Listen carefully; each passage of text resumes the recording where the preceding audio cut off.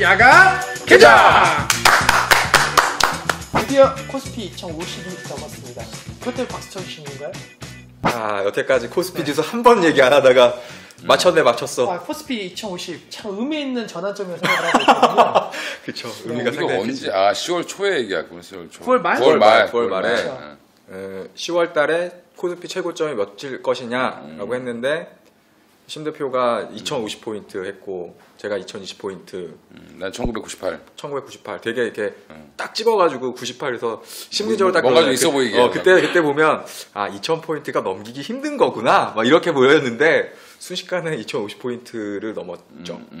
그 2035포인트를 안 넘으면 대표님 승리하신다고 맨날 카톡 보내셨는데 맨날은 아니고 맨날 아니고 2034인가 갔다가 또 무너졌길래 내가 이기지 않을까. 그래서 정확하게 시장에 꼬치를 맞추셨다고. 되게 자괴감이 많이 들었어요. 아, 심 대표한테 지수에도 밀리는구나. 그리고 또 하나 내겠잖아요. 이제 종목 내 기억이 안 나는데. 블랙 프라이데이 해가지고 수혜주 한국형 블랙 프라이데이 해가지고 뭐 수혜주 했는데 너무 블랙 프라이데이가 뭐 좀 그냥 지나갔죠. 할머니 할아버지들이 그냥 돈 쓰는 날이 돼가지고 매출은 좀 늘었다고 하는데 늘긴 늘었는데 조금 물건들이 좀 젊은 사람들이 가서 보기에는 좀 안 좋은. 한번 점검을 해볼까요? 그때 말씀하신 종목. 나는 한섬, 사장님. 신성통상. 저는 신세계. 신세계. 그래서 실질적으로 보니까 종가 15일 기준으로 해보면 그때 이제 시작했었던 날짜하고 했을 때 차장님이 한 4점 몇 퍼센트 정도 되더라고요. 그다음에 5.3%죠. 5.3. 5.3%. 종가 기준인 거고 또 대표님은 종가 기준. 나는 이제 장중에는 많이 올랐었는데 그렇죠. 주중에 많이 올랐다가 이제 꺾여가지고 종가로 보니까 소폭 수익 뭐 이렇게 끝났고. 사실 우리가 그때 얘기했을 때는 신세계도 얘기하고 넘어가야지. 신세계요? 신세계는 뭐 은근슬쩍 지수 맞췄잖아요. 지수가 신세계는 그냥 뭐 지지부지했다. 그렇죠. 그냥 옆으로 부셨다 이렇게 보면 되죠. 신세계. 그런데 뭐 내년 블랙 프라이데이는 신세계 좀 올라가지 않겠어? 면세점으로 올라가겠죠? 정영진이가 가만 안 있을 거예요.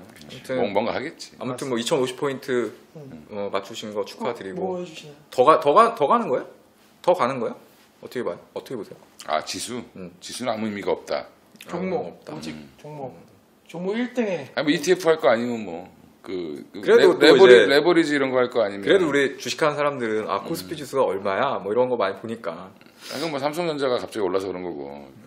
생각보다 예상치가 좀 좋게 나오는 바람에 지수는 잡아 당긴 것 같고 외국인들의 수급이 전환된 것도 어차피 뭐 삼성전자 때문이었다라고 보면 뭐 그 정도 수출주에 대한 반짝 관심 지금도 다시 또 지금은 또 관심을 좀 다른 데로 좀 옮겨간 것 같은데 결국에 환율이 또 갑자기 또 부러지는 바람에 사실 뭐 그렇죠. 그렇게 수출주가 또 4분기에 서프라이즈를 또 낼 수 있느냐라는 건 또 안개 속에 또 들어간 상태다라고 볼 수 있죠. 주식계의 노스트라다무스 심 대표님 앞으로 지수는 어디까지 가나요? 지수는 좀 더 오를 것 같아요. 아 그래요? 뭐 차장님 말씀 기쁜 소식이네요. 지수에 별로 관심은 없는데 전망을 해드리면 우선은 되게 전문가스럽다. 우선 좀 전망을 해드리면 우선은 대형주들에 대한 시각이 좀 많이 변하긴 했어요. 그러니까 뭐 대형주들이 좋아졌다 이건 아니지만 안 좋다 안 좋아질 것이라는 그런 시각들이 나왔는데 우리가 한 2주 3주 전 대비해서 그래도 지금은 바닥이다. 바닥까지는 아니고 최악의 상황을 벗어났다라는 기사들의 그런 내용을 봤을 때는 이 종목 최악의 포스코가 대표이거든요. 포스코가 실적 발표 다 안 좋았어요. 3분기 실적 예상치 하회를 했는데 주가는 오히려 오늘 오르는 모습을 보였어요. 만세.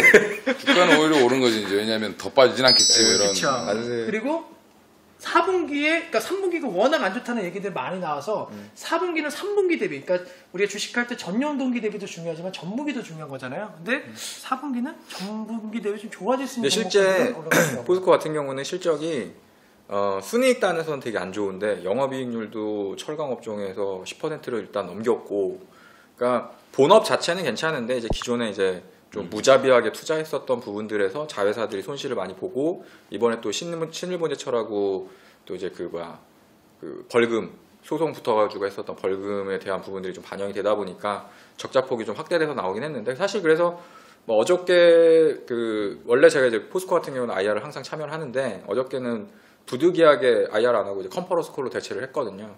IR 내용들을 보면 뭐 실적은 괜찮았고 그다음에 또 이슈적인 게 하나 나왔죠. 그러니까 분기 배당제를 실시하겠다. 그 전에는 이제 중간 배당만 했었는데 상반기 하반기 나눠가지고 이제 중간에 한 번씩 2번, 1년에 2번 정도 했는데 이제 다음부터는 내년부터는 3개월에 한 번씩 4번 배당을 해주겠다라는 얘기도 있었고, 그다음에 임원들도 이제 자기네 주식, 뭐 자회사 뭐 이런 주식들을 사겠다라는 얘기들이 나오다 보니까 좀 신뢰도를 좀 회복하는 부분들이 있었었는데, 자산 매각 한다는 얘기는 없어요. 자산 뭐 매각에 대한 부분들보다 이제 기존에 갖고 있었던 부실한 것들, 그다음에 해외에서 잘 안 되는 사업부 정리 뭐 이런 것들이 이제 좀 속도를 좀 빨리 내겠다라는 좀 결연한 의지가 좀 보였다라고 할까? 그런 것들이 좀 맞물려 가지고 올라오는 흐름들이 있었고, 또 하나는 똥주잖아요, 똥주. 그러니까 회사는 좋은데, 회사 뭐 포스코 세계 1위의 경쟁력을 가진 철강 회사지만 똥주라고 하는 것들이 이제 많이 처져 있다가 이제 재가치를 좀 봐야 되는 게 아닌가, 뭐 이런 부분들 때문에 이제 LG전자도 오늘 많이 올랐고, LG전자 또 할 얘기 많으시잖아요. 어제 여의도 고수부지 갔다가 상대 그러니까 나는 저 얘기를 5시, 오후 5시 반에 LG 쌍둥이 타워 꼭대기에 갑자기 헬리콥터가 내리는 거예요. 저기 얼마 전에 아이파크에 쳐박고 그랬는데 이거 또 누구 헬기가 내리지 딱 쳐다봤는데, 헬기가 왔다 갔다 하는 거는 뭐 임원단들이라든지 뭐 회장이라든지 이런 사람들이 왔다 갔다 하는 건데, 그건 바쁘게 왔다 갔다 하기 때문에 이거를 탔을 거라는 그런 생각에 어제 그 여의도 고수부지에서 만난 정보 모임 사람들한테 LG전자가 뭐가 있나 본데요. 이제 더 가지 않겠습니까? 딱 오늘 떴네요. 오늘 빵 뜬 거예요. 그래서 근데 사실은 내용을 보면 그 안에도 결국에는 핵심은 전기차 관련된 뭐 전장 부품 이런 거에 대한 수혜 뭐 이런 것들. 지금 한 2주 전부터 차장님 계속 전기차. 지속적으로 이제 주사를 놔주셨던 전기차들. 그 GM의 이제 볼트 뭐 이쪽 관련된 이제 전장 부품이 들어간다는 소식이 나오면서 지금 LG전자가 지금 빵 뜬 상황이고, 그 따라서 이제 LG 이노텍도 올라오고, 그 어차피 그 전장 부품 안에는 또 카메라 모듈부터 자기가 다 들어가야 되기 때문에, 또 반도체 이런 것들도 또 차량용 반도체 관련된 얘기도 좀 되게 많이 나오고 있어요. 그래서 어떻게 보면 이제 올 초부터 나왔던 얘기인데 자동차가 전자제품화 될 거다라는 거에 대한 그런 이제 이슈들이 이제 본격화되는, 이제 시장이 조금씩 열리기 시작한다라고 봤을 때, 뭐 그게 오늘 신호탄을 준 게 아닐까. LG전자가 신호탄을 준 거고, 뭐 LG 그룹주들이 그래서 주 LG 같은 경우도 그래서 LG 화학 괜찮지, 뭐 LG 이노텍 괜찮고 뭐 이러면서 LG 생활건강 괜찮고 하면서 주 LG도 좀 많이 올라오는 그런 모습들을 보여줬기 때문에 LG 그룹이 배신을 안 해서 다행이에요. 왜냐하면 예전에 상담 권하는 그 프로의 토마토 TV에서도 LG전자, LG 이런 거 물리는 분들 많았거든요. 그래서 무조건 LG전자 6만 원 다시 갈 겁니다. 그때 그 전에 한두 달 전에 한번 이제 그 방구가 몇 번 있었지. 막 구글에서 뭐 인수를 하네하면서 뭐 지분 매각에 대한 것들도 있었고 해서 막 급등을 했다가 또 주저앉았다가 또 한참 횡보하다가 또 실적이 3분기에 또 좋아질 거네 하면서 약간 좀 방구를 뽕뽕 끼고 있었는데, 이제 전기차 최근에 이제 또 트렌드에 맞춰서 그러니까 최근에 V10으로 살짝 방구를 끼다가 뭐 카메라 쪽으로 해서 이제 뭐 핸드폰 사업과 돌아서는 거 아니냐라는 얘기가 나왔는데, 실제로는 이제 자동차 전장 부품 쪽으로 해서 이제 그 실적이 나게 생겼다라고 이제 해서 올라간 거니까, LG전자도 뭐 구실가들이 놀진 않는 거야. 뭐 뭔가를 계속 하긴 해야죠. 하긴 해야 되는 상황이니까. 개인적으로 LG전자는 휴대폰 사업을, 그러니까 개인적으로는 그냥 약간 뭐 접는 식으로 가고, 제 개인적으로는 좀 플랫폼 사업을 했으면 좋겠어요. 약간 좀 이제 요즘에 LG전자로 보내드려? 아니요, 그건 아니에요. 그 사문 인터넷 관련 이슈 좀 있더라고요. 그래서 삼성이 지금 LG 플러스. LG U 플러스를 기반으로 해서 이제 가전 제품이 어쨌든 예전에 골드스타부터 LG가 좀 좋은 거는 맞잖아요. 그래서 지금 스마트홈이 어쨌든 삼성전자가 좀 본격적으로 진출한다는데 약간 흐지부지 되고 있는 상황이거든요. 그래서 그 시장을 LG전자가 만약에 사무 인터넷 기술력이라든가 뭐 구글이든 넥든 LG U 플러스를 기반으로 해서 만약에 좀 퍼져 나간다 그러면 LG전자 제품을 좋아서 사는 게 아니고 그 플랫폼을 이용하기 위해서 LG전자 제품을 당연히 사야 되는 식으로 전략을 바꾸면 좀 이거 성장성이 있을 것 같거든요. 백색 가전이랑 연결해서 같이 움직인다라고 하면 네. 큰 시너지가 날 수도 있죠.